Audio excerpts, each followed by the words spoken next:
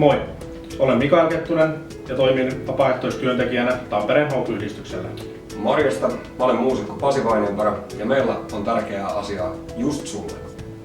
Tiesitkö, että Tampereella on 800 perhettä, joissa on noin 2000 lasta, jotka tarvitsevat apua arjessa selviytymiseen?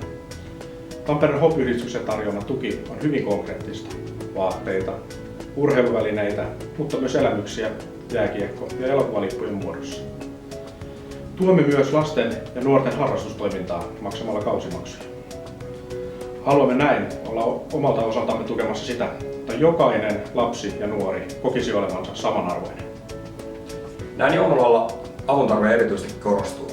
Käynnissä on joululahjakeräys, johon näin 2 lapsen isänä halusin erityisesti myöskin lähteä mukaan hyvän asian puolesta tietenkin. Joten haastamme teidät mukaan hyvän asian puolesta. Kaikki yksityiset yritykset, tulkaa mukaan.